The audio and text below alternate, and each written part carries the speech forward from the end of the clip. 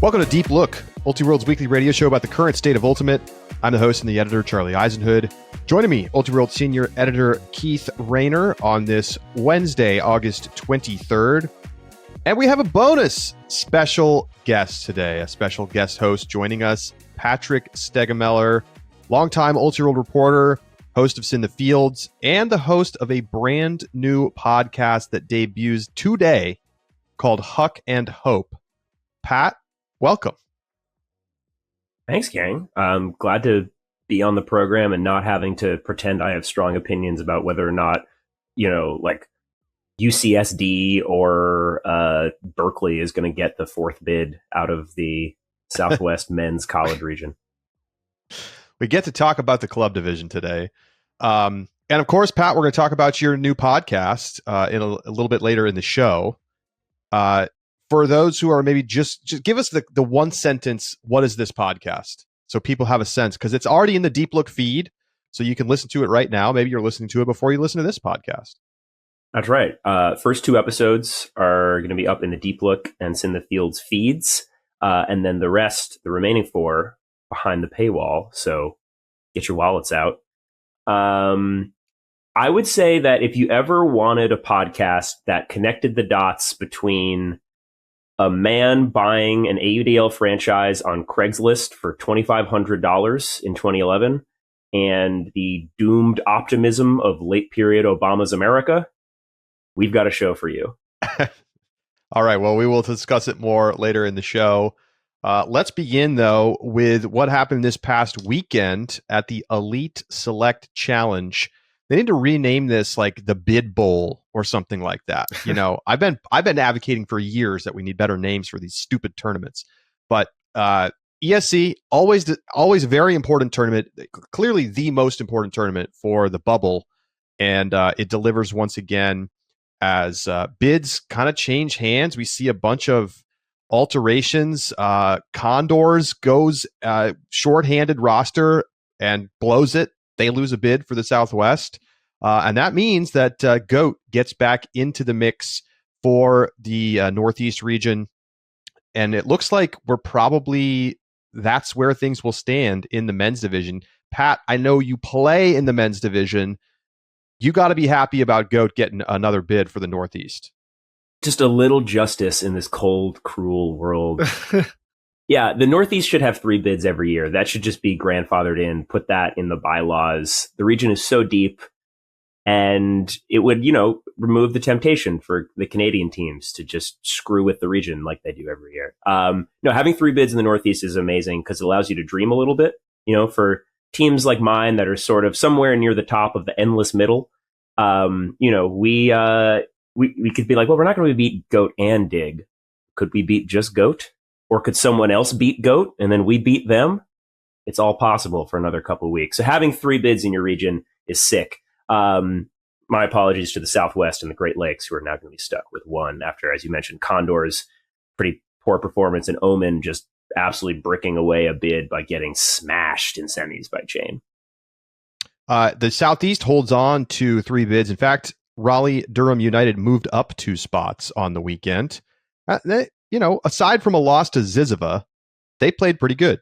Big win over Garden State, huge win over Temper. Temper, not the team they once were. Madmen, couple of wins over them. So RDU takes the pony win early to get them up towards the top and rides it out through ESC. Keith, what happened over in the mixed and women's divisions on the bid side of things? Well, when you take a look at the women's division, right now we're sitting with the Mid-Atlantic still holding on to 3 bids, and the Northwest also sitting at 3 bids. Riot obviously coming off a great weekend, Schwa coming off a great weekend, so all that feels pretty secure. As far as the women's side, Grit's still going to play at Pro Championships, so is Parcha, and given that those are the last 2 teams in, there's still stuff to decide on the women's division end.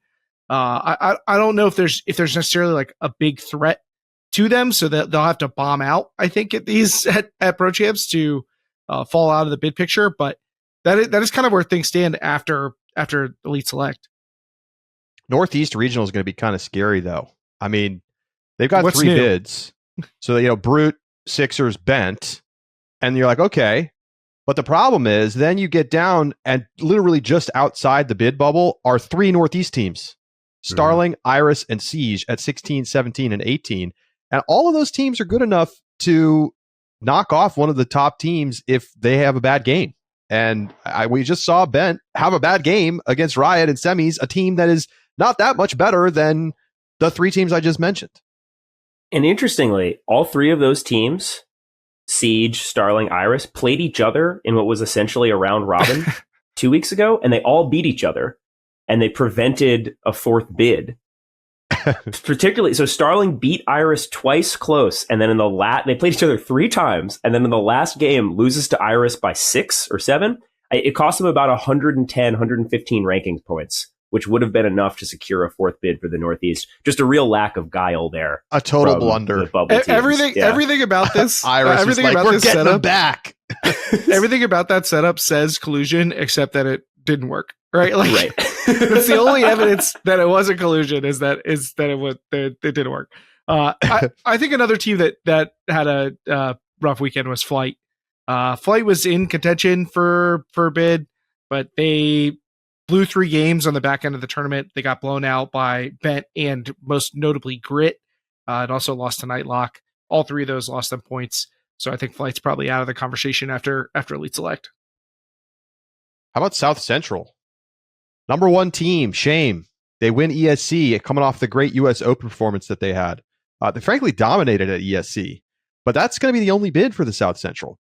Public Enemy is at 20, Love Tractor 23, Flight Club 24. I don't know if any of those teams are good enough to beat Shame this year, but South Central Regional is going to be very spicy in the mixed division. I'd say that I'm pretty accustomed to that, but I think that also the teams are. So they're going to know. I mean, Shame's obviously really good this year, but I think that all those teams are used to playing from behind, playing as the underdogs. I feel like South Central Regionals always feels like a minefield for potential upsets when you look at the teams that are fighting their way to get in. And I think a lot of those teams came into the season probably prepared to have to be the team that upsets somebody to get in. All right, well, let's talk about the actual results at ESC on the field. As mentioned, Shame winning in the mixed division. They beat Sprocket in the final. Dig over Chain Lightning in the men's division. And Schwa tops Riot, who upset Bent in semis to win in the women's division. Got them all, Keith. Did you pick all those teams too? I think you maybe missed one. I missed in the women's division, but I also had Dig and Shame, and then I had Bent in the women's division. Gotcha. So where should we start? I think might be interesting to start with that Bent team. You know, we had a lot of conversation coming in about where they would be. They were doing just fine, but then they get into a semis against Riot. They lose 14-13.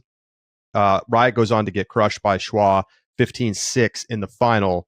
So Schwa certainly looking like the top team there. But what happened to Bent? Pat, I know you watched this game. What are your thoughts on this one? It's definitely a surprise loss. Yeah, I mean, I think it shows what happens when you have one high variance team playing another.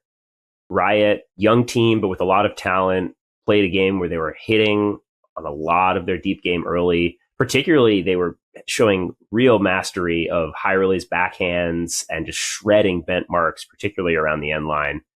And Bent just kind of, here's the thing, it wasn't an implosion where they lose by 5 or 6 and it's shocking, but it was a game where if you made a list of things that would make a coach want to snap a clipboard over their knee, Bent did each of those things about 3 times.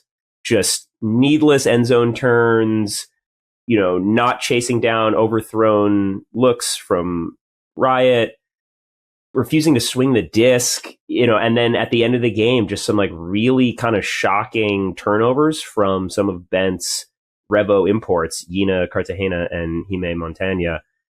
And at the end of the day, you do that, you're going to lose a game to a team that you're probably better than, but not better than enough that you can play that way and still come away with a win. I think that sometimes we refer to teams or players as unflappable, and Bent looked really flappable, like very, very flappy, yeah. Especially on defense in the first half. I was as much disappointed with the way they played defensively in that first half, and I think they righted the ship a little bit in the second half, as I was impressed with Riot. I think Riot looked a definite step ahead of where I anticipated them being. I think they're probably a little more dangerous than we had originally thought coming into the year. But I also think we still see Bent suffering from some of the same issues that have kind of plagued the team, figuring out some of the chemistry, having some strong D-line offense and being able to apply pressure on defense. And, it feels like it's capped the ceiling of Bent before. And I think how they respond to this, like, are they going to come out confident at regionals, or could they be the team that's going to be on the chopping block at Northeast regionals? If they get shaken by this performance, then I don't know what to expect. But it'll be another year of us feeling like, hey, this is a team that could be in the top 10, and it just doesn't come to fruition. Well, I just want to point out this Bent team. Yes, we all see the talent on the roster, but consider, right? You say they're flappable. This is not a team that knows how to win yet. Like, they just haven't been there. They went to nationals in 2015. They won 2 games and lost 5. Okay. Then they didn't go to nationals again until 2021, kind of like the weird coming back from COVID season. They went to nationals and lost literally all of their games. Then they did not go to nationals last year. They have not been in these spots where they go in and have learned how to win. And sure, they have players on their roster that have that experience, but even some of those players were struggling a little bit with that. I'm not really worried about this team long term. I think the talent level is so high that they're going to get to nationals. But like I said last week, when you're talking about semis, Keith, at nationals, hold up. Like, this is not a semis team yet. Maybe they can be there with the right matchups. I can squint and see it. But like, I think if they beat that Riot team, Schwab blows them out in the final just the same as they blew out Riot. I just don't know that Bent has like put the pieces together yet. Whether they get there or not by nationals, I'm not sure. I still see this as a pre-quarters, maybe quarters team. And with a year or two together, sure, then we can start to talk about semis, because I think the talent level is high enough. And just making quarters would be a really successful season for this team, coming off of, as you said, like, made nationals in 2015 and then once in a weird COVID year and didn't win any games. Like, clearly they've put talent together and they're in a place now where it's like you wouldn't be surprised to see them make quarters, which was not the case for Bent for a long time.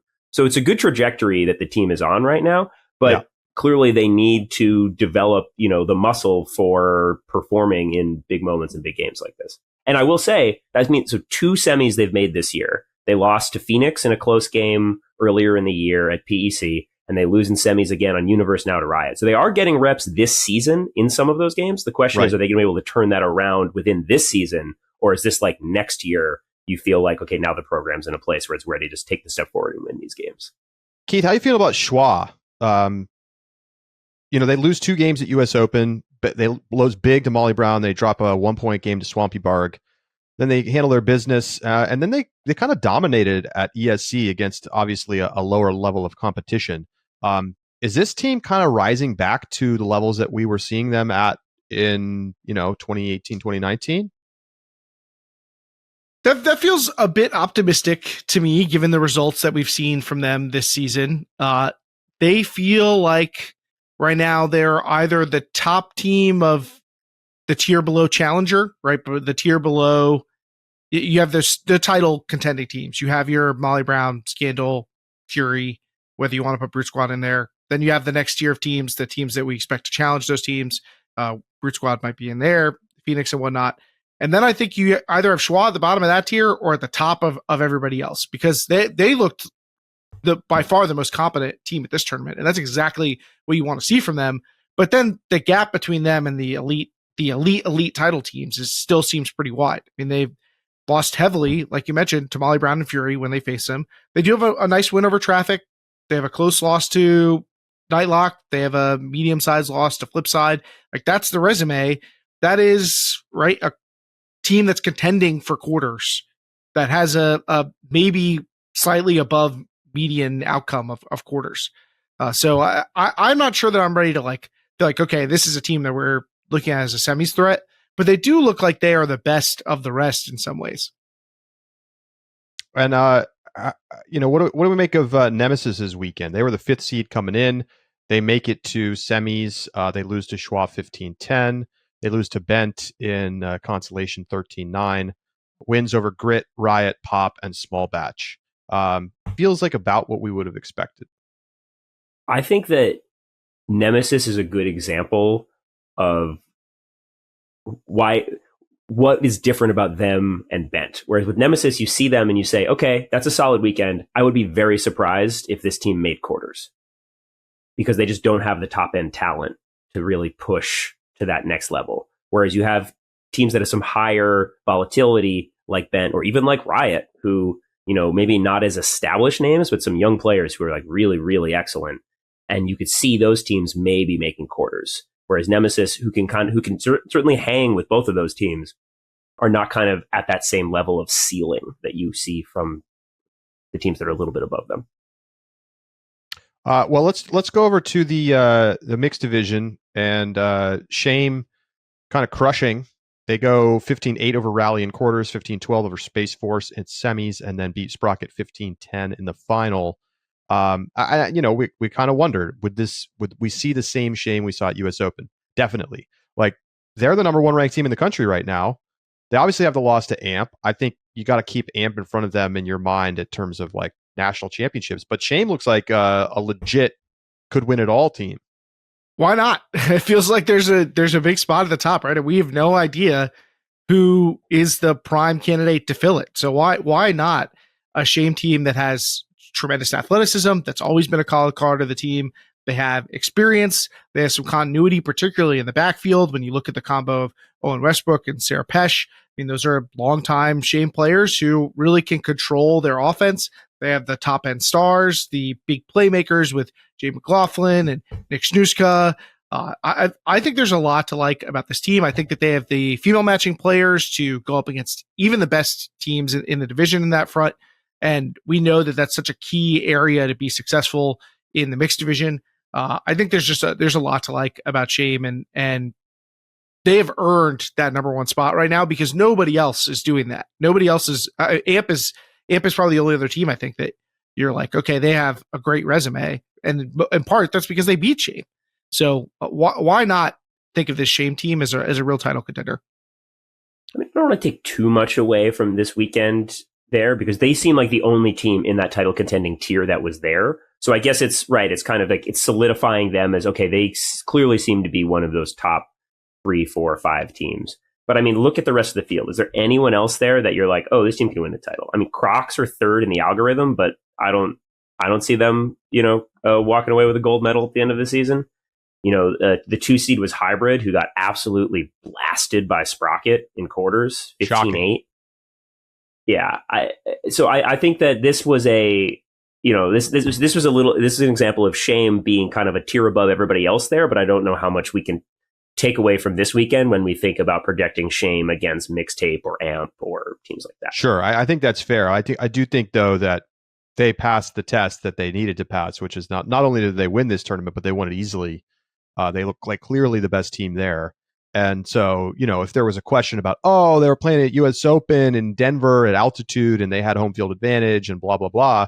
Like, to me, this clears that up. Like, no, they're legit. They only have 1 loss. They are at that top tier, and you can't question it after ESC. Now, what about Sprocket? Are you buying on Sprocket, Pat? It's tough. I don't think that they have the horses to match up against the top talent. So it's like, what am I buying? Am I buying them as being a quarters team? Yeah, sure. Am I buying them on being a finalist? No way. But I'm not selling because I don't think that they're going to miss nationals now that it looks like Northeast has 3 bids. Because I think, they, Slow, and Exist seem to clearly be the top 3 there. Although, Northeast mixed regionals, who knows? Sprocket missed it last year. Very dramatic Universe Point loss. So I guess I'm buying them to the extent that I think they're going to come back to nationals this year, but I'm not buying them as someone who's going to be really busting brackets when they make it. I think that they do have some of the volatility that you look for in like a bracket busting team, but obviously that also means I could envision them losing all their pool play games and nationals. But I do like the talent on the team. I like them going into this weekend. I think I've kind of been waiting for this team to coalesce as a program, and this feels like about the time in the natural evolution of the team that they would start to do that. They have had a decent amount of turnover, not necessarily the core names, but they lost like 8 to 10 people and had 8 to 10 people come in, and some of those players on both ends of that are really good. They're picking up Montana Roberts and Mack and Rocco Linehan and Nikki Chen. But they're losing, Hazel Ostrowski and Colette Pellegrini, who's looked so good for Brute Squad, and Liv Goss. So there's definitely like some turnover to look at. But I think because you have the core of a good team that's sticking together, I do like them to maybe outperform just the raw talent on the team. And that is the harder part, I think, to measure, is what exactly the raw talent actually is, especially because so much of it's young. And one interesting little storyline to follow with Sprocket this year is that one of the best players on their team that they were able to retain, Breton Tan, was offered a roster spot on Exist, and I've heard was very close to accepting it and ended up coming back to play Sprocket. So if they end up going toe-to-toe in a game to go or something like that, just bookmark that a little bit as we head into the post-series. Okay, Shine coming off of a really nice performance at PEC East. They beat Sprocket 15-10. This is back in middle of July. They beat Crocs. They beat AMP. Okay, and we're like, wow, Shine, like, whoa, this team, we didn't expect them to pop up as like a bracket nationals team. And then, whoa, the wheels fall off. They go 2-4. They lose all their games on day one. Now, to be fair, they were close games against Slow, Public Enemy, and Crocs, but losing to Public Enemy is not a good loss. So what the heck is going on with Shine? Well, I haven't had a chance to go through the film on Shine yet, but I can tell you their tournament roster did not include Jesse Schaffner. So that could be a difference maker potentially for them. And inconsistency, it feels like it's part of the Shine magic, I guess, the Shine. And somehow through all this, they went up 7 spots in the rankings. Of course, Toro tanked out, so the Southeast, the dream of Southeast triple bids seems to have mostly died out. I think there's still some chances for things to change, but the mixed division also not necessarily settled. But I think that Shine feels super inconsistent. I think that their top end personnel is so good that they might just be able to bowl over a team if they catch them off guard. But I just don't know what the middle of the roster looks like for them and if that can hold together. And in fairness, they went 0-3 in pool play, but with a -4 point diff. So we could be looking at a very different weekend for them if 4 points go the other way. And you think maybe, Jesse Schaffner is worth a point in one of those 2 games that they lost on Universe in pool play. She probably is. But, they also, it's Slow and Public Enemy, not exactly like the Murderer's Row here for them to go through, that they're taking these slight losses to. So then, let's see. Space Force also makes it to semis. They were a top seed. They backed it up. Crocs maybe not playing quite as well as we might have expected. Same true for Hybrid, who finishes 7th overall. Any other takeaways from the mix side of things?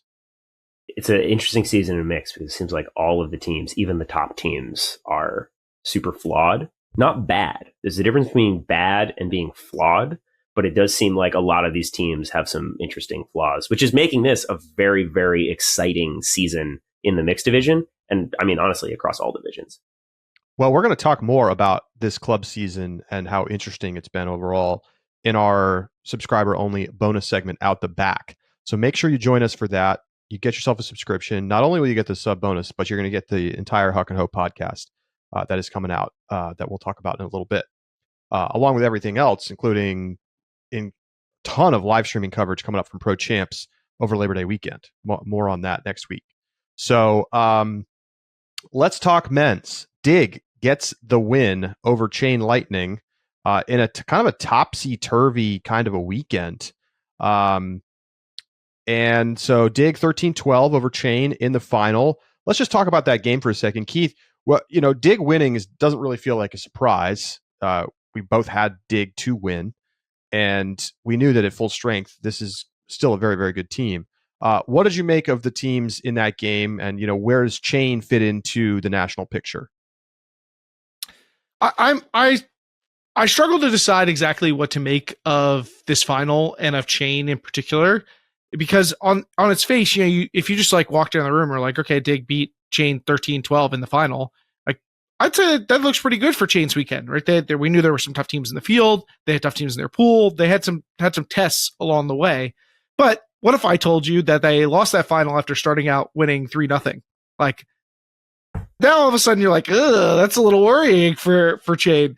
I think that the talent on this Chain team is really good, and I was excited to see them in the field of this quality to start to get a sense of what they're going to look like. I know we talked about the Atlanta hustle core of this team, like how would they respond after the way that their season ended in the AUDL. So they looked like they took that and ran with it a little bit. But I think they would have loved to. They'd have to feel like they gave away this Stig game. I think they've got to feel like we could have won that game. We could have gotten our marquee win for the season, set ourselves up for great position down the line if we qualify for nationals and reach nationals, which they're going to be expected to do given all the bids that they have. So I think that they have to feel like they kind of gave it away, even with a short roster. I don't know exactly though what the ceiling is for this team. Like you kind of wonder, can they take over a game? Can they have somebody who can take over a game when they need to?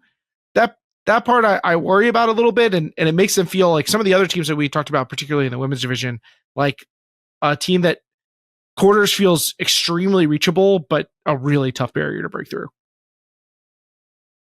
I will say there's a lot of love for Chain coming out of the Northeast region this weekend after they, in sequence, dumped out Condors and Omen from the bracket, essentially locking up the third bid for the Northeast, and then taking the L to Dig. So big ups, Chain. Thanks a lot. I do think they have someone who can take over a game, Keith. Hayden Austin Nab. He is really good. How about the play he made for the hustle, that clutch block late, where he was like out of position and got a crazy sky? I think we could see him become a top level club player very soon. I mean, he already did it in college, and I think he could get to that next level. Nikki Spiva may be just a little too old at this point to be like the dude who really goes off, but you know that you're going to get a lot of production from him. And then Max Thorne, who's like sneaky, could just like be incredible. I don't know. Chain has guys who I think can get it done. Whether they have the consistency to do it game in and game out, that's more of a question for me. And they'll be at Pro Champs. They're one of the few teams who's going to be playing both ESC and Pro Champs. And I think we'll see a fuller roster for them because they only had 20 this weekend, which maybe explains a little bit how they ran out of gas in the last game in the championship. I think that they're a team with a legit shot at semis. You say the same for Dig, too. I think in the men's division, there's a couple like real elite top teams, but there's definitely some room for a team like Chain or a team like Dig to come in and take that last semi spot. And I'm not ruling Chain out. All right, so the other semis teams were Omen and Sub-Zero, which in some ways feels like a bit of a surprise. You know, Vault had crushed Sub earlier in the year. And in fact, I think they like asked not to be filmed. They're like, we already crushed this team. Like, you shouldn't film this game. Like, this isn't going to be a compelling game. And then they lost, which I just love that. Are you worried about Vault? They won all their other games, Keith. Yes. I think that yes, I'm worried about Vault. I mean, when you look at their resume, like they beat Dig. It was PEC. They won by 1. But like other than that, I guess they have a close loss to Ring that looks pretty good. But like I'm not walking away from this team's resume feeling like, oh yeah, this team is taking the big leap that we thought they might after last year. They reached nationals. They've got some really talented young players. They're the program that's hitting that point. I'm not quite seeing it in their performance this year. They just feel kind of middling to me, and they didn't really get a lot of big wins this weekend either. They beat Sockeye 12-11, but they also beat Sprout 12-11. And, it's obviously a 12-8 over Temper is good for your regional situation, but like, I don't know. I'm not compelled by Vault to think that they're more than the fourth or fifth team in a pool at nationals. I'm not worried. I think this was actually a good take your medicine loss for them that quarter against Sub. The kind of game where I think I can't verify that story about them saying don't film us because we're gonna beat the brakes off this team too bad that your viewers are gonna tune out. But that was the stated reason that like we shouldn't film the game. I can verify it. It was in my inbox. But I think they just didn't want to get scouted, is my guess. Yeah. It did. I mean, if you watch that game, it does seem a little bit like they thought that they were, oh, we've already beaten this team. We're a team that's achieved this level above them and we can never slip below it. And it's only progress from here on out. And it's a good reminder of like, hey, even when you're good, if you underperform, you can still drop to a team that you are worse than, or you are better than. And I do think that Vault is 100% a better team than Sub this year.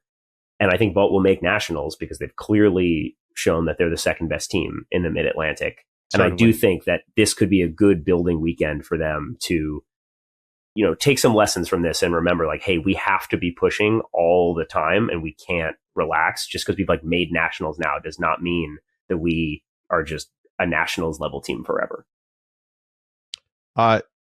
Keith, where do you feel that Sub-Zero is? I mean, we know this is a team on the rebuild.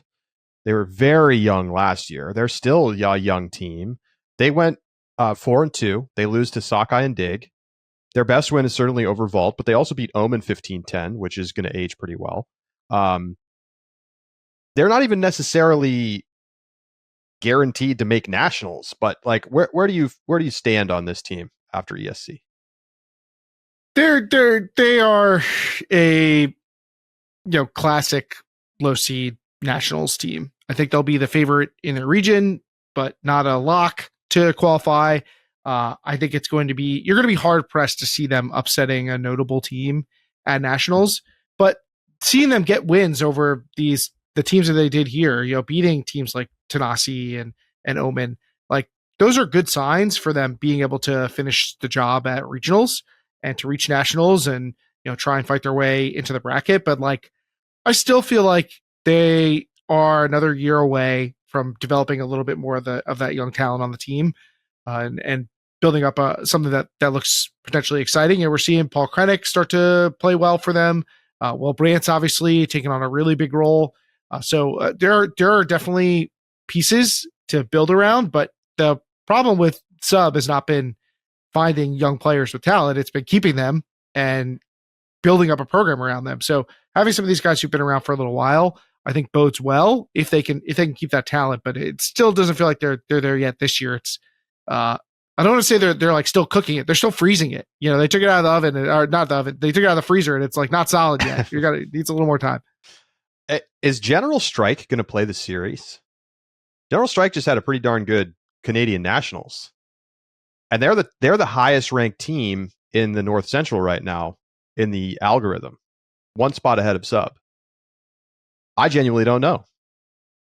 Mark the Canadian teams are a real mystery box when it comes to regionals. There's a lot of good Canadian teams this year. Yeah, Mark Lloyd going swimming back upstream to lay his eggs in Winnipeg, try to bring General Strike to glory. I don't know. They're not in the Northeast, so I'm not worried about them personally in the short term. But we saw them briefly in a game that got rained out at Boston Invite, and they looked very good for the first 8 points of that game that were played. I think they could totally win the North Central if they played. I would be incentivized by General Strike to just go and see what happens because, like you said, Sub is not totally there. Mad Men, Mallard, the North Central is for the taking right now. Is there still a Mallard too? I'm not sure. Surely there is. I'll have to look it up. I hope they didn't disband. No, there's only a Mallard 1, Keith. I'm not on board with that. Do we need to form Mallard 2? I only roll with Mallard 2. Maybe they did it just so we could take up the mantle, Okay, Condors totally blows it, and they're not going to get a bid for the Southwest, and that means they have to go through Revolver if they want to go back to Nationals. Is there an excuse here because it was like coming from the West Coast? They didn't have all their players. It's an expensive flight to Indianapolis. Or is this just like you have to know what you're getting yourself into in the Triple Crown Tour? Because this is not the same Condors we're going to see at regionals. There's certainly an excuse, you can make an excuse. Weird stuff happens with bids, and this is sort of the tension of the model we have right now. Is we want a meaningful regular season, but we don't necessarily have the financial incentive and infrastructure for all these teams to be able to be at their best with their full rosters during all of these games. And this is going to be the casualty of that. I think, you can argue about overall, is the system worth it to have a more meaningful regular season and have all the drama that is really exciting at a tournament like this? Like, this is not the most elite tournament on the club calendar, but it's really watchable because the stakes are so high because bids are so important. And sometimes you're going to have a team like Condors that ends up on the wrong side of that equation. I don't know. It's tough. But hey, like, Condors is a good team. Revolver is beatable this year. I'm not fully ruling them out in the Southwest. I agree. I think they beat Revolver last year, 2 years ago at regionals. Maybe 2 years ago. It happened at some point. They're 0-1 against Revolver this year, 15-11 loss at PEC West. Mm-hmm. But, look, I don't know. Even shorthanded, should a team with Condor's skill and pedigree be losing to Garden State, getting blown out by Sockeye, and losing to Zizova? Not Can't great. be losing to Zizova. Can't lose to Zizova. Can't be losing to Zizova. Just can't do it. I mean, also worth noting that Sockeye and Zizova, West Coast teams, had to travel out, had the same conditions that Condors did. So, what's the excuse against Sockeye and Zizova? I imagine that Will Chen's $2 billion endowment on Sockeye is still covering travel costs for all of them, unless that piggy bank is run dry. I mean, they're like bringing high school kids with them, so. All right, before we move on, any final thoughts on ESC, Keith? I'm very curious how Southeast Mix is going to shape up. I know that there's some Southeast homers in our Discord that we're excited about the prospect of potential 3-bid situation. Obviously didn't play out. You had Dirty Bird and Toro both in the field here. We saw Shine's inconsistency. Space Force obviously going to be the big favorite coming into that region, but if they end up with just the 2 bids, Toro, Dirty Bird, and who knows whatever collection of random all-stars that can pop up at Southeast Regionals from whatever college scenes are down there, like, it's not going to be a comfortable situation for the teams walking in with the bids. We're going to take a break. When we come back, we're talking AUDL Championship Weekend and hear more about Pat's new podcast. Stay with us.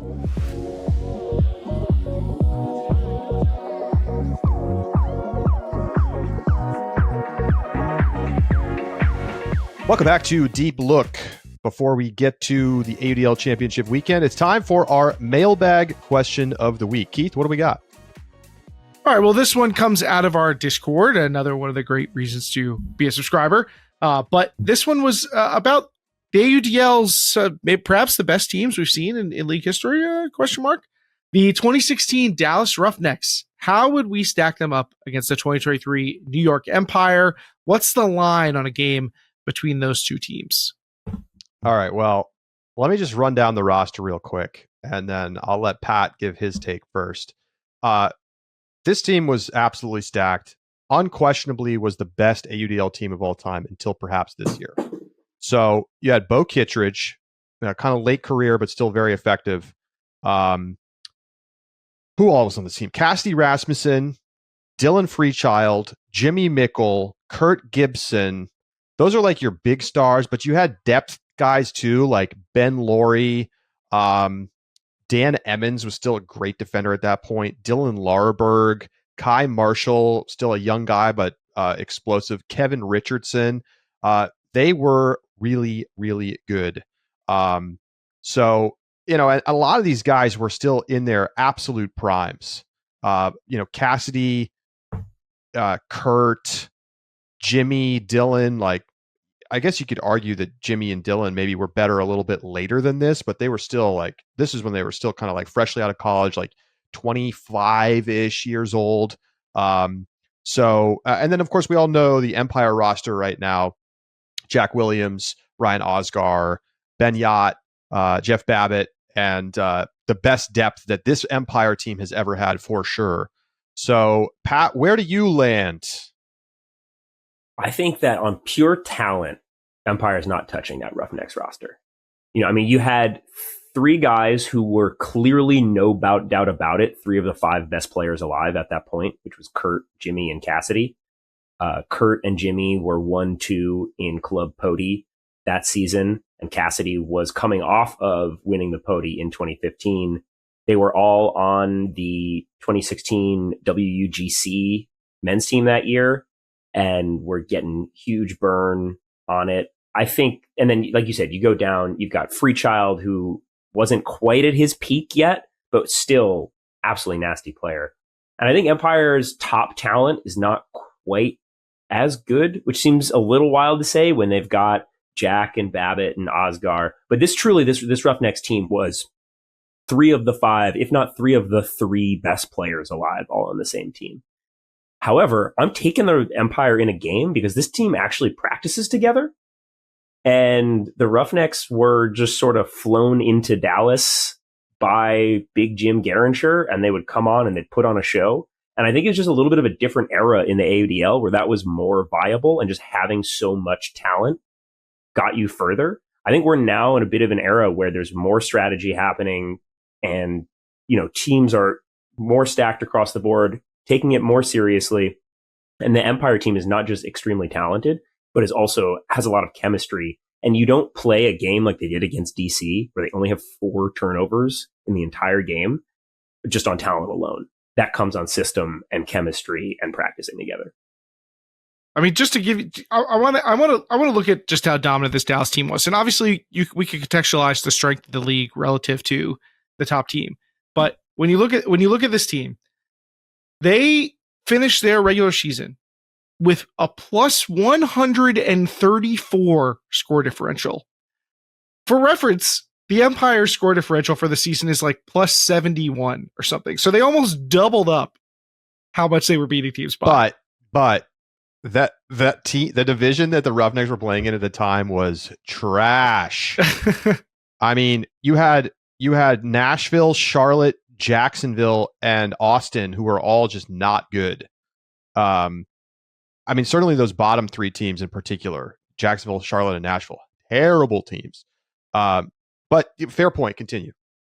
Well, okay. So team quality, that's the problem. Playoffs, the Roughnecks, plus 20 in their 3 playoff games. Right now, New York is plus 5 against Dallas. So they would have to win the remaining games by a combined plus 15. That feels reasonable, but ambitious, right? Like, I think that we're not going to favor them by, plus, I don't know, if they go out there and dog Austin this weekend, then it's going to be achievable. But that feels like a more equitable measure between the 2 teams as far as like their relative dominance to each other. But in this team, like you mentioned, we've talked about the names. I think we wrote when this was the runner-up from our all-decade best single-season team. They finished behind the first Revo team that won the PUL. So I've had a chance to actually look a little bit at the team's resume. And I mean, we said in our write-up that they had arguably the 5 best players from the men's WGC team on the roster. Like, this is pretty remarkable collection of talent that Dallas has. But Pat makes a pretty compelling argument that there's a more chemistry and also just more system, more reps, like more organization to this Empire team. It's a tough one. I will say I would definitely want to watch it, and I don't think I could give either team a big line either way. Yeah, I think I would argue that the Empire's top 20 has more depth than what the Roughnecks brought to the table at the time. But it's not by a huge margin. But I just think that like some of the guys who are a little bit further down the board in terms of, impact and playing time even are still really good. I mean, like at this point, Ben Katz feels like a pretty clear role player on the Empire, where he used to be, even like last season, he was like a pretty important piece who would cross over onto O. Now, like, he's distinctly only playing D, and the dude is still coming up with blocks like on the regular. And he's not, he's not Antoine Davis, who is downfield getting crazy Ds. It's just like doing Ben Katz stuff.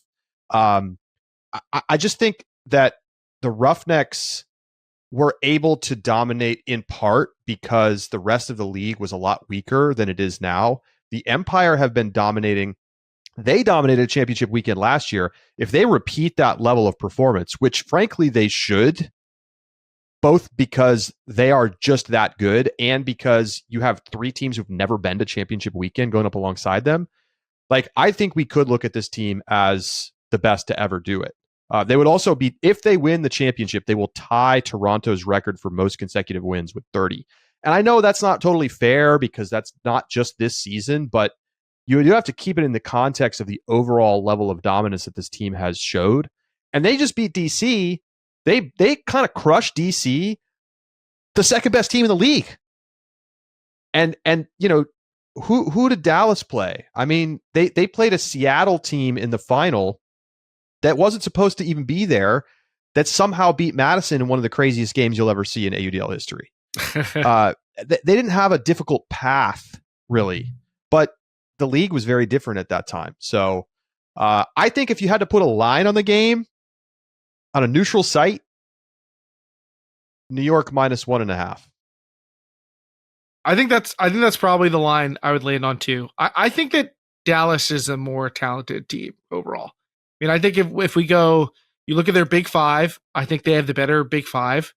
I think when you draw that out to their 10, 12-man rotation, that you're thinking about guys who you would be thinking about putting on in like the most important crunch time of a game, I think they probably have a slight edge there. And I think you have to go all the way out to like the 22 to start to feel like I think the Empire have the stronger roster. But I think that those other material edges probably favor the Empire enough that I would make them the favorite on a neutral site by a goal and a half, maybe -2. My final thought is that Dallas had 16 turnovers in the final against Seattle. New York just had 4 turnovers against the second best team in the league. So that's compelling. It's compelling evidence right there. All right, let's move on. Before we talk the AUDL Championship Weekend, Pat, tell us more about Huck and Hope. What is the story here? The Rochester Dragons, a team that many who are new to the sport may not even know what that is. Yeah, you want to think about it like one of those old minor league baseball teams that you might have, read a little footnote in a book, about the 1927 Yankees or something like that. And it was like, oh yeah, one of these teams, Lou Gehrig, spent 6 weeks playing with the, like the Silver Lake Seal Harps or whatever, like some kind of just wacky, sounds like it shouldn't have existed, seems impossible that it did, but did. The Rochester Dragons were an AUDL team that existed from 2013 to 2015. So it's the 10-year anniversary of that inaugural season that we are launching this podcast, just in time for AUDL Championship Weekends. A little bit of a juxtaposition between a team that would play in front of about 40 people during its home games and pay its players in ham sandwiches afterwards with, seeing the Empire in their current iteration as maybe the best team of all time. But it was a time of the Wild West. Early AUDL franchises are popping up. People are buying them on Craigslist, which is what Lee Semrau, the owner of the Dragons, did. And then all of a sudden they had to put a team together. And it had this sort of boomtown, Old West, gold mining, oil town kind of rush of, okay, like I've been told that there's oil in them hills with this whole Frisbee thing. So let's get a team together. Let's go to a Can Jam tournament and try to recruit the best player, which is what they did. Let's try to buy a live buffalo to use as a mascot for our home games, which they did not successfully do because they were talked off the ledge of it. And I think there's a lot of fun little stories that we've collected from our experiences. It's myself and Brian Kibler, who he did a AUDL podcast for Ultiworld like 6 years ago briefly. Yes, he did.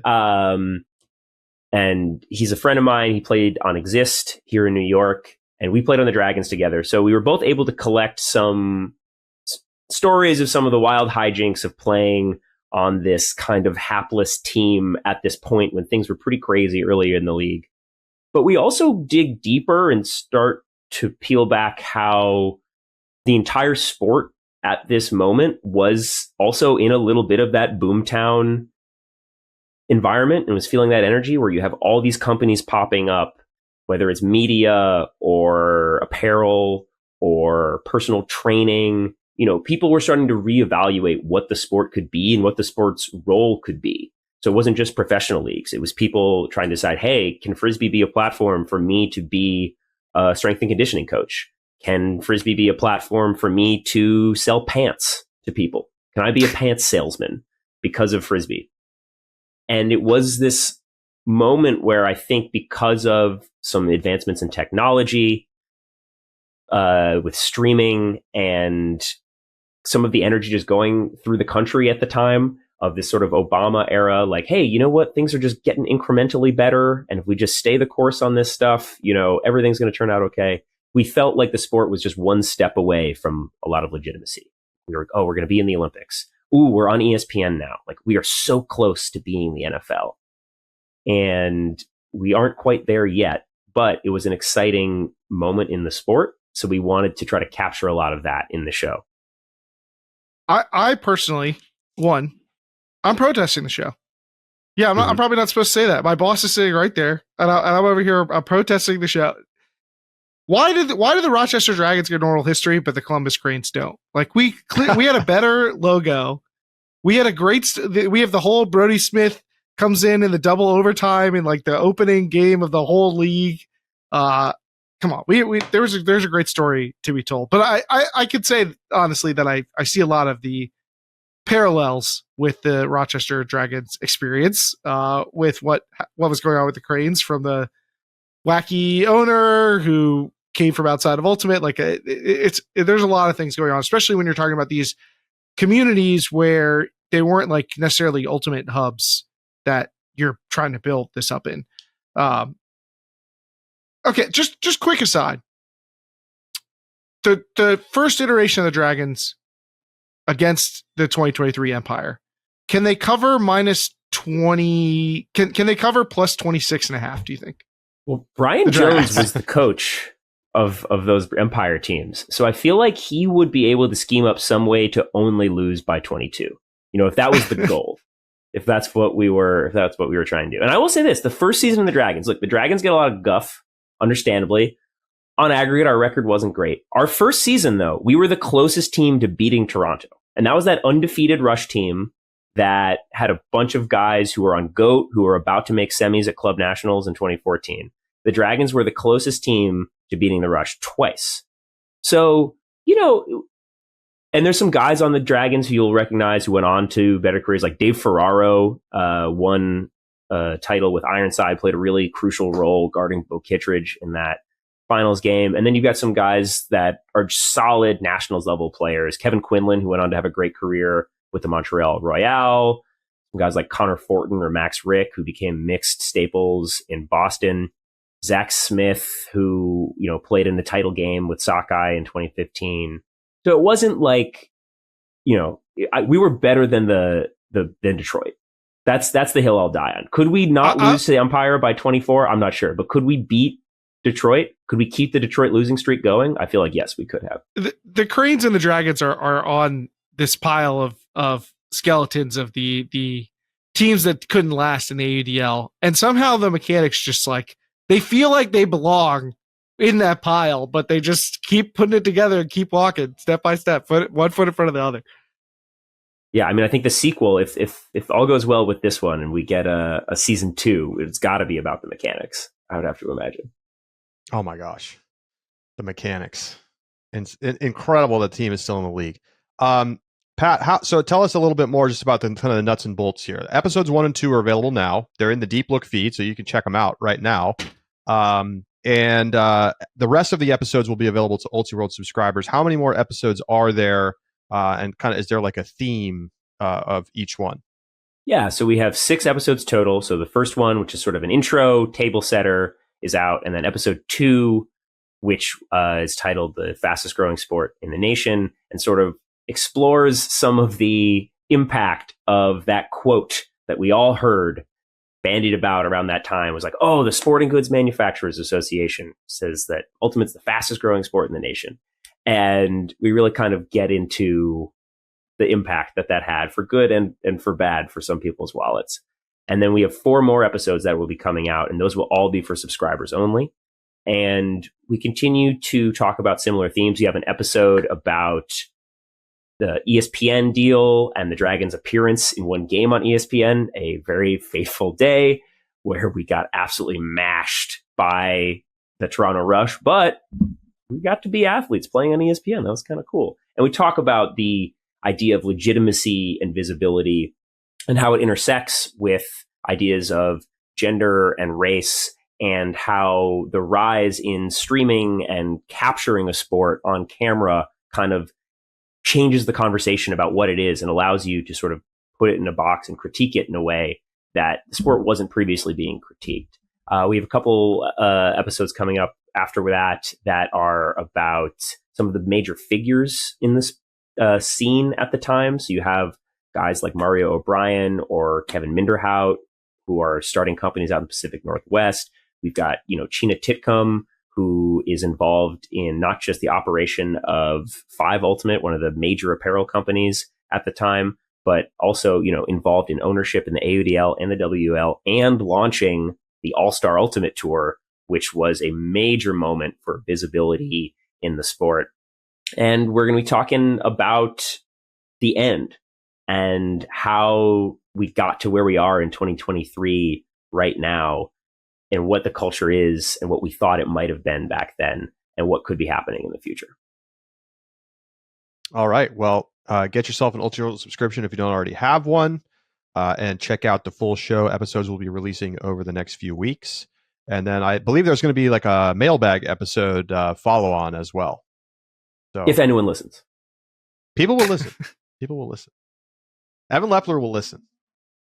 Lepler featured on the show. We get some good stuff on Lepler's backstory, actually. And we ask him the hard-hitting questions about what it's like to call cornhole or axe throwing games on ESPN and how that compares to all right, well, let's turn our attention to actual AUDL teams that exist in the year 2023 as we get ready for the championship weekend. I'm very excited to be there once again. I'll be on the call with Evan Lepler and Brian Jones for the games. And it's happening in Minneapolis at the new Vikings kind of like practice facility and stadium. It is brand new. It looks awesome. Obviously not there yet. I fly tomorrow. And so we'll see how it all shakes out. I mean, this is always one of my favorite events of the year because they've got the food, the beer, the energy is there. Like, they don't always have huge crowds, but this year they do have the benefit of having the home team playing on the nightcap game on Friday. So I'm expecting we'll have at least a solid crowd, and I wouldn't be surprised if they got 2,000-3,000 people out for this game. Minnesota will be taking on Salt Lake, and New York will be playing Austin. And I want to begin with the news, the talk of the week, certainly. Jake Radack getting a 1-quarter suspension. So he will not be allowed to play in the first quarter of the game against the Empire after we'll put the video in the YouTube version of the show. Kind of just throws a cheap shot shoulder into Billy O'Brien when Billy's just sort of like jogging up the field. And this was caught on camera. It was not seen by the referees during the game. It was away from the play. It was away from the disc. But he just kind of throws a shoulder into him like he was like hitting somebody in a hockey game. And so there was no repercussions during the game, but it was caught on a replay angle. And then when it was seen later on, the league reviewed it and ultimately gave him a 1-quarter suspension. So Keith, I'll go to you first. Is this the correct outcome for what Radack did?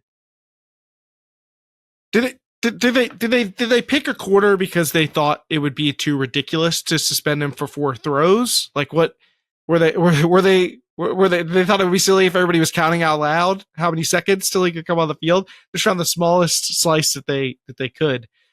Look, I am always hesitant to judge someone based on a 5-second contextless clip, but it's hard to imagine a particular series of events that nobody noticed that could have led to this being a justified play. It had nothing really to do with Ultimate.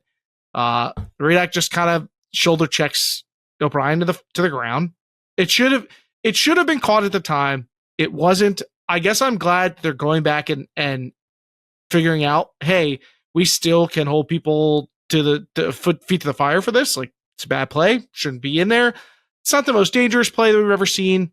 I still think, suspending somebody for a game is probably warranted if you want to stamp out this type of play, which I think is fair. I think it doesn't look good for the league if you tune in and this is the kind of thing that you see. I'm sure there's some people who are like, well, that's just sports. That makes us look like a real sport or whatever. But like, who wants to be playing the game and just get tackled? Like, that's not what we're here to play Ultimate for. So, I think a game suspension probably seems reasonable. I think that given the context, that you don't want to suspend a key player from a underdog team in the championship weekend.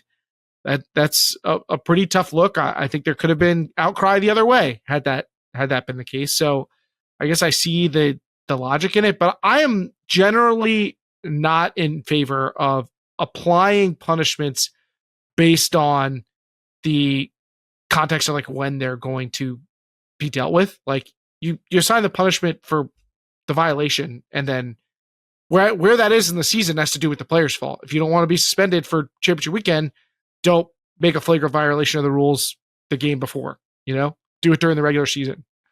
So I don't have a lot of sympathy for it, but I think this has been perhaps exacerbated by the online conversation around it as much as the actual offense involved. Pat, what do you think? Yeah, I mean, I think it's so different from even, a bad bid or something that's happening in the flow of a play where you can give someone the benefit of the doubt for, they misjudged the physics of their speed and the other person's speed. And, we have to be able to hold people accountable to actions like that, but you can just give a little bit more benefit of the doubt there. This, I just think it's a open and shut, should have been ejected in the moment, wasn't. So we use the tools available to us to hold them accountable. I would say a half suspension seems about fair for me. I don't feel incredibly strongly about how long the suspension should be because I don't think we have a lot of precedent for this type of thing yet in the league. So maybe this is the league trying to set a precedent, which is you only miss a quarter of a game for a cheap shot. Maybe I think it should be a little bit longer. A half seems more fair to me. But I think it is really an open and shut. Like, I don't see there's any real defense of that action. I would bet you a large sum of money that if this had happened during the middle of the regular season, everything exactly the same, it would have been a 1-game suspension. This is a 1-quarter suspension because the league feels like Austin is already at a disadvantage against the New York Empire, and they want to make sure that one of the key offensive pieces for the Austin Soul gets to play in most of the game. I just think that's a fact. This is a clear 1-game suspension in any other professional league in America. If this happened in an NBA game, 1-game suspension. Promise. When Dylan Brooks, whacked LeBron in his nether parts, they got a 1-game suspension, right? Like, this is not that different from that. Like, he shoulder checks a guy in the middle of the field for no reason. That's a 1-game suspension. It ends up being a quarter because this is championship weekend. But it was an easy ejection in the moment if a ref had seen it. Easy call. Easy. Not even a question. Jake was on a podcast, the Ringer the podcast, and kind of apologized, but kind of was like, yeah, we're just out here playing physical. A moderate apology, if you will. Moderate apology, and a lot of the league is soft stuff kind of coming from the other hosts. First and foremost, I'd like to apologize to Billy O'Brien for knocking him over. It was a super physical game. Anyone that watched it, it was pretty clear. There was a lot of back and forth. I don't know. I guess there was a lot of contact at first point, and I was just trying to give him a little bit back. I didn't mean to knock him on his butt. It's unfortunate that happened. So I'm accepting of the suspension. On video, it looks really bad. I see that. I didn't think that would happen. Are we playing sports here? We're playing sports. Like, what is you gotta fucking toe the line on, like, all the time you're on I don't know. I will also say I appreciate Billy told the league, or when they called him, he requested that I wasn't suspended. Oh, So wow. that made a big difference in it only being a quarter, which I appreciate. Wow. I'd say he was one of the people to kind of stand up behind the scenes. And I just disagree. I mean, look, you have to suspend a player for a cheap shot like this. You have to. Meanwhile, Billy O'Brien, who was the player who was knocked down by this shoulder check, is on Reddit saying that the league did not contact him, which was claimed in this other interview. And if the league had contacted Billy, this is what Billy says, quote, "I would have said that it should be a full game, not one quarter. I don't have a problem with physical play. I have a large problem with blatantly dirty play." He also said in a previous comment, when this was originally posted, a few days, now like 10 days ago, that Billy says, "I never ran into Jake. We did not have a conversation after the point," something else that was claimed in the podcast, "and he did not play any cleaner." So differing takes on how this all went down. So somebody's lying. I don't know who, but ultimately Austin at an additional disadvantage going up against New York. I think you're right about the severity of the suspension here, but I also don't think that whether Radack misses a quarter or a half or a game, it's going to make any bit of difference to the outcome of that semifinal. Well, let's get into it right now. Let's talk New York, Austin. It's the opening game of championship weekend on Friday afternoon. New York, of course, will be the favorites. Keith, where do you put the line right now? I think right now I'm at New York -4.5. Ooh, I feel like that's I feel like there's steam. I feel like there's New York steam. Oh, you feel like that's short? I feel like that's short. Oh, I was thinking 6.5.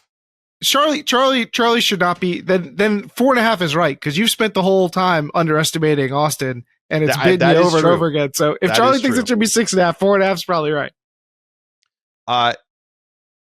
Austin is a team that is certainly got a little magic going on right now. Kyle Henke came on the podcast and talked about it. Can they keep the magic up against New York? Pat, what would it take for them to upset the Empire? If video evidence came out that half of the Empire's roster had thrown down unnecessary cheap shots to Breeze players during their divisional championship game and were suspended, that might do it. Look, it would take a massive implosion. Now, I do think you can say some health concerns with the Empire missing Babbitt and Lithio didn't slow the team down one bit against DC, but that could have been clearly the Empire are at an all-time high in terms of expectations right now. And we should not say that they're going to be as good as they were against DC the rest of the season. They're going to regress to some level unless they are like the greatest team of all time, whether it's club or AUDL or whatever. So I do think that I wouldn't want to set the line way too high. I don't think that Empire win by 12 or anything crazy like that. But it really would take the Empire making many mistakes. Then I think it would be that the Soul can elevate themselves to get to the level of the Empire if the Empire are playing well. I will note, I checked in with the Empire earlier this week. John Lithio is close to 100% and should be full participant at practice today and for the games. He just had like a back tweak. And Jeff has been doing full workouts. We'll be meeting with doctors again, and there should be further news tonight. So we'll see with Jeff. I would expect him to play, but maybe they hold him out against Austin. Honestly, I think they might. And just if they're like, hey, we don't want to have, if we do lose him, we'd rather have him come out of the game after playing for a half or something against presumably Salt Lake. We'll get to that game in a second. But Keith, do you think that Austin's got a shot here with, Kyle Henke's matches the athleticism of anybody on the New York roster, and they've got some big guys downfield who maybe could cause a problem for a Ben Yacht, maybe. Well, if you want to tell yourself the Austin Soul fairy tale, obviously it starts with, well, they've done it twice before. They've felled two bosses in the previous levels to try and get to this super big bad boss at the end. And I hesitate to get too much into their season data because they played a bunch of games against Dallas and Houston, but they did lead the league in hucks. They were one of the best teams at generating blocks. One of the highest break percentage chance teams. So those are like the kind of markers you'd look for if you want a team to come out and just a huck and a prayer, if you will. Right? They just play with your athleticism, throw a bunch of variance on the field, fly around on defense, try and generate some blocks. Obviously the Empire have the stiffest offense in the league. They're not going to give the disc up without you making plays. If you just try and apply pressure, which is, I think, what a lot of teams want to do on defense, that's just not enough here. You're going to have to go out and get your hand on the disc. And fortunately, Austin is good at that. So, if you want to look for the markers that maybe there's an upset of brewing, I feel like you got to look there. You got to look for high variance opportunities like deep throws. And they need to play like a team that's a big dog. I don't think they need to come out with the attitude of like, everybody's underestimating us, we're just as good as these guys or whatever. You need to come out and be like, okay, if we don't play absolutely our best game, this team's going to walk us. So let's come out here and do everything we can to play like the underdog rather than playing as like, okay, we're just as good as them, but nobody else realizes it kind of thing. I mean, I think the challenge is going to be on Austin to continue to maintain the level of offensive execution that we saw from them through a long stretch of that Atlanta game. They were starting to go out there and get consistent holds against a team that's got some real athletes and can generate blocks. If they can do that, if they can go out there and keep the hold percentage above, 75%, they're probably going to be at least in the game. Now, whether they can slow down this New York team that has just been so efficient, not only on their O-line, but with their D-line as well, I just don't know if it's possible. But, let's find out. I mean, I think they got to get through the first quarter first. They're losing a key handler. Like, it's a big deal. And if they come out of the first quarter and they're down 3 goals, like, I don't think you catch up against this New York team. They're just too good. So they have to stay connected and then try to do something crazy late, which is basically how they won their first 2 playoff games. So I think that's the secret for them once again. Easier said than done against the New York Empire. They just simply have not played a team this good at any point this season. Also, you don't want to have to rely on late game magic against the Empire, who have already staked out that corner in their skill set.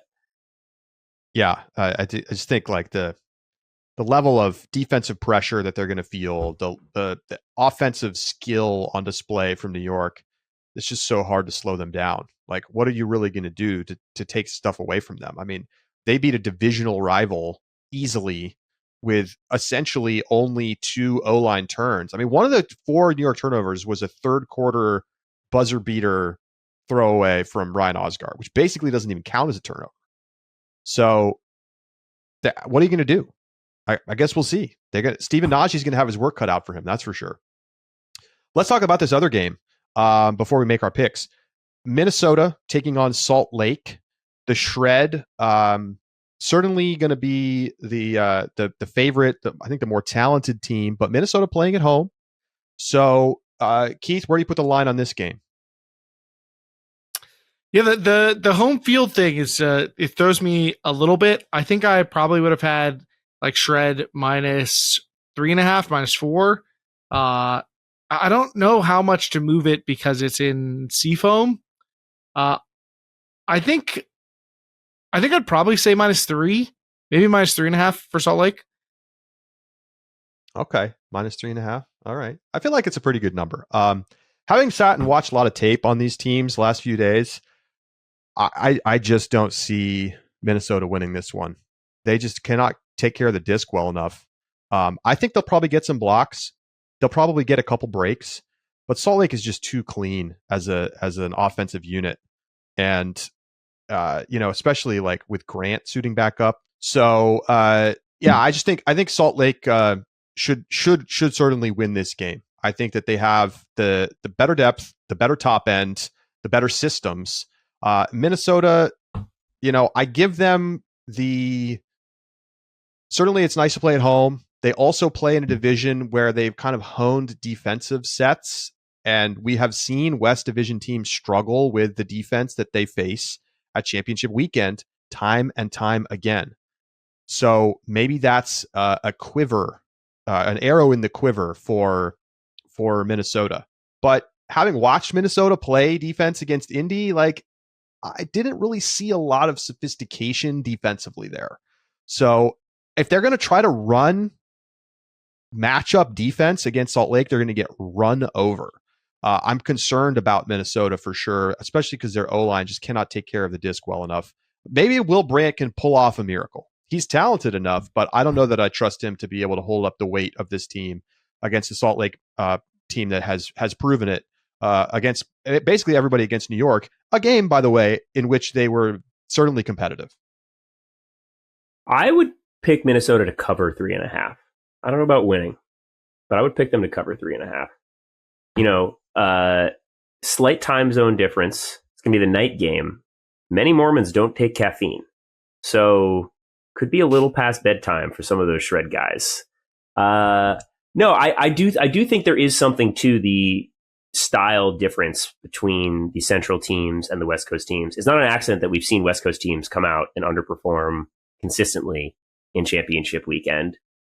I think home crowd definitely matters.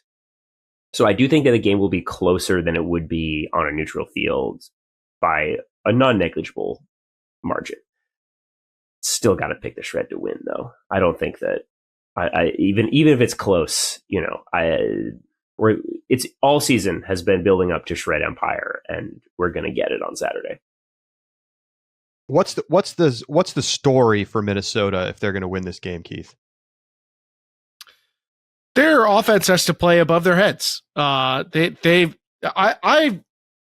Will Brandt's talented, but it's a big ask to ask him to carry the load. I would love to see, one of the other Minnesota veterans like step up and carry the weight for the O-line in some way. I don't know exactly who that should be. Like, is it, Josh Klain, right? Like, is it Abe Coffin? Like those Quinn Snyder, like those feel like the right kind of players for them, because we know that they have a good defense. They have one of the better defenses in the league, but their offense has been the problem for them. We know that the Shred have a great offense. Sometimes it looks almost as good as New York's, but their defense has playmakers, but is not consistent. They don't generate. They aren't like really clinical after the turn. They don't generate a wild amount of blocks, but they come up with some. And often they can make big plays, but it's just like not always there for them. So that does open up a chance for Minnesota to make this a super clean game. If they can do that, I think they have the defense to take control. If we play a low turnover matchup, I feel like that's Minnesota's best case. I think if they play an ugly game, then it's going to be hard for them to keep up with Salt Lake. Here's the problem for the wind chill. The Shred had 9 turnovers in their win over LA in the previous round. Minnesota had 17. The Shred D-line had 6 of their 9 turnovers. So 3 O-line turns for the Shred, 9 for the wind chill. To me, this just shows you the problem for the wind chill. Like, they're playing a better team, a team significantly better than Indy. And their O-line had triple the turnovers that the Shred did. And I would say that LA is probably better than Indy. So I have a hard time seeing the path for Minnesota unless they come up with some brilliant defensive strategy that really takes the Shred out of its rhythm. But we haven't really seen a team be able to do that at any point this season, including the Empire. I mean, Empire got blocks, but it's not like the Shred. The Shred had a lot of points where they scored quick and easy. So I find it, I have to really squint to see Minnesota winning this game. But 3.5, it's a lot to ask on the road. So let's make our picks in these games. I'm taking Shred to win, Shred to cover, and I'm taking what the final line on the Empire game was 4.5, Keith? Yeah, clearly you're going to take the Empire. Give me Empire to win and cover. Pat? I'll take Windchill to cover, but Shred to win. And I'll take Empire to win and cover at 4.5. 5.5 would have given me some pause, but 4.5, I'm going to take the Empire. Maybe I will move the line by the time we go live. I am going to take Salt Lake to win and cover, and I'm a little more bullish on Austin's chance to like play a game more than I am of them winning. I definitely am taking the Empire to win, but I do think right around that 4.5, 5.5 is where I'm like, okay, I could take Austin to cover and try and middle this. So I'll take Austin to cover and show some fight, but New York to win. All right, so let's we're kind of looking ahead here, but we all have it to be New York, Salt Lake. That game in Salt Lake was interesting, and it was New York comfortably won in the end, but it was not that like Salt Lake was completely out of their depth. So can you see Salt Lake getting the upset over New York? And what would it take for that to happen, Keith? The second part, I do think it's possible. I think that this is I'm not as confident as you that DC is the second best team in the league. It's hard to get rid of the image of New York just kind of comfortably taking care of business in Salt Lake on a back-to-back. Like, should have been the toughest road trip in the league. Maybe was, and they just kind of waltzed through it. So it's hard to take that away. And that image sticks with me. And I wonder how much it sticks with the Shred. Like, do the Shred really believe they can win this game? They're going to have the big chip on their shoulder. They're going to be the big underdog. But I will say, you mentioned earlier, the Shred have a way of just going out and generating really fast, clean holds. I think they are the best team in the league at that. They are better than New York at going out and just like dink, dink, dink, 4 throws, hold. We're off the field. Maybe if they can string enough of those together, right? Maybe that's their way. Turn it into a track meet. Let's just score over and over again until somebody messes it up. Maybe that's the move. But it just feels like the teams are pretty similar, and the Empire are just better at the things that the Shred do well. So I do think it's possible because I think the Shred are good enough that if the Empire are not playing well, the Shred can beat them. And I wouldn't say that about every team. There are teams where I think the Empire could put up their B game and win anyway. I think the Shred are good enough to do something about that, but it's hard to find a checkbox where you're like, okay, this is their advantage over New York. This is their area they can press on. New York's more experienced. They're bigger. They can match up for athlete to athlete. Their star power is better. It's just tough to imagine a scenario in which they have some weak point to attack.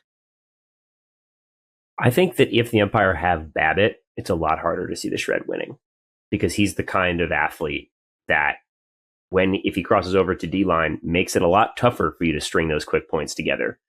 And he's the kind of athlete that when he is on Empire's O-line allows them to have some of those quick and easy scores that keep their offense off the field.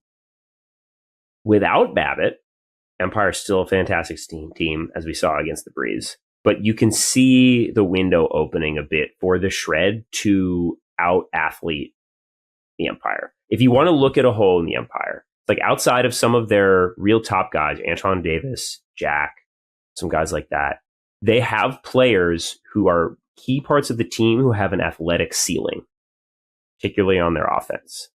And not a lot of teams have been able to exploit that as much this season. But if you can force guys like Saul Rushmire Bailey or the Shartox a little bit out of their comfort zone and try to win that athletic battle, which is something that all three of those players and some of the other guys on the team are expert at not getting into the kind of fight that they're going to lose in the first place because they play with such guile and skill and smarts. But if you can make it more of that sort of like athlete on athlete track meet up and down the roster, then I think the Shred could have a shot. So looking back at the game that was, Empire winning 23-19, both teams got 8 turnovers out of the opposite O-line. So the Shred went 3 for 8 on break chances, and New York went 6 for 8 on break chances. And that was the difference in the game, basically. Empire got more blocks. They had 10 blocks to the Shred 7. Hold percentage also in New York's favor, 81% to the Shred's 70%. But, Jace Dunabile had a great game. He went 5 goals, 5 assists for a +10. He had no turns. Jordan Kerr had a quiet game. And I think that is one of the things that I look at for the Shred, and I say, maybe that's an area where they have that chance. If they play a similar game, but Jordan Kerr is more of the Jordan Kerr we've seen the rest of this playoffs and for most of the season, where he is just awesome, then they've got a chance. They have to clean it up a little bit on offense, and they're probably going to need to cross over a little bit more than the Empire will, because that's the problem, right? You got Kerr, you got Dunabile, and then, they have good players, the Shred, don't get me wrong, but they don't have Ryan Osgar, who went off. He had 9 assists. They don't have Jeff Babbitt, who had 7 goals. They don't have the same kind of just like rock in the backfield as like an Elliot Chartok, who can just like not make mistakes and hit pivot and hit the throws. I just think the Shred are going to have to play a close to perfect game, and they're going to need the Empire to make some mistakes. I agree with what you say, Pat. If Babbitt is out, it levels the playing field a little bit.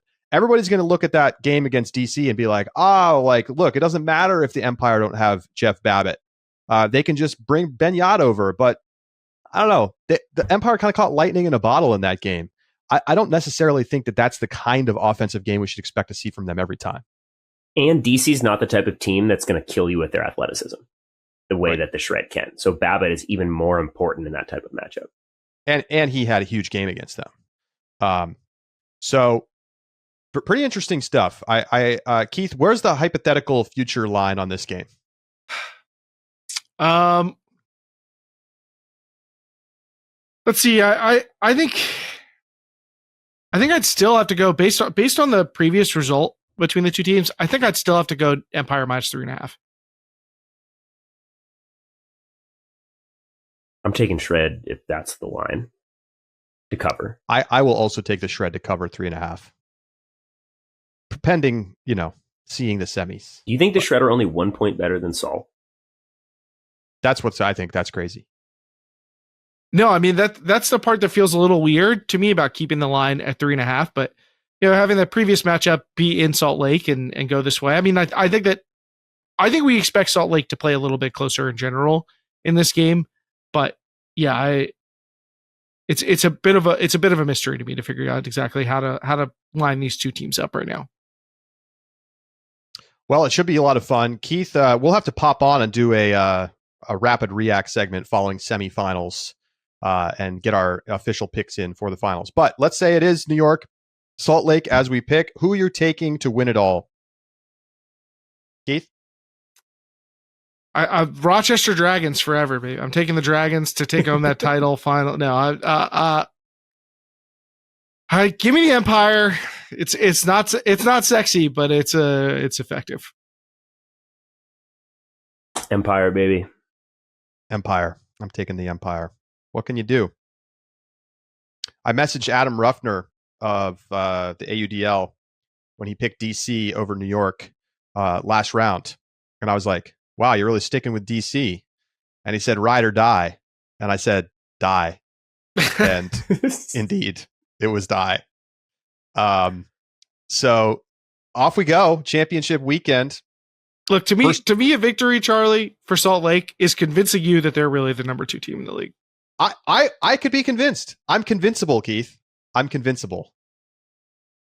I have to say, DC did not put up their finest performance against New York last round. So, what if the Shred pull it off? Grant Linsley could just go crazy, and they could win. I mean, I'm rooting for that.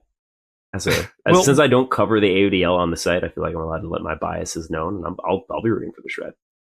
Will Selfridge 10 goals? Just absolutely. The kid grabs the crown, recovering from the injury. Last year, remember, it was like, ooh, Colorado, Chicago, like, ooh. I was so drinking the Colorado Kool-Aid. Yes, and then New York destroyed everyone. It wasn't even close. So we'll see what happens this year. What's the line on Yacht getting ejected for spiking? Against Salt Lake or just in general? Against Salt Lake. If they play Salt Lake in the final, you know that he's gonna absolutely unleash a triple spike again. I don't think he's gonna go triple. It's too risky. But I do think he'll be a little feisty.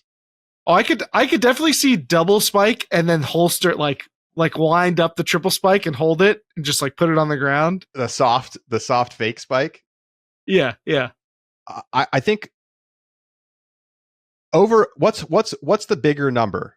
Kisses to the crowd or spikes from Ben Yacht against Salt Lake? Spikes. Or middle fingers, because he's been throwing those up too. It's true. Oh, jeez. I mean, his defining characteristic as a person is rubbing people's face in it. So I think these are all good. They're all good things to bank on.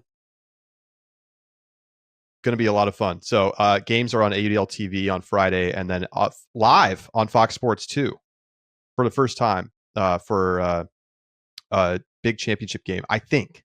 I don't think last year's was live on FS2, but don't quote me. I don't remember now.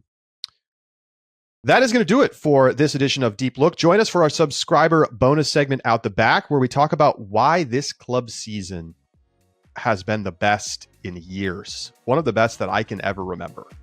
So Pat will join us for that as well. Pat, thanks for being here. Always happy to come on, fellas. Huck and Hope is available now. First 2 episodes are out, and if you're a subscriber, you'll be able to subscribe to the feed with your private RSS in your My Settings page on Ultiworld. For Keith Rayner and Patrick Stegemoeller, I'm Charlie Eisenhood saying so long, and we'll talk to you next week and after the semifinals of the AUDL. We'll be live in Discord, so we'll see you there.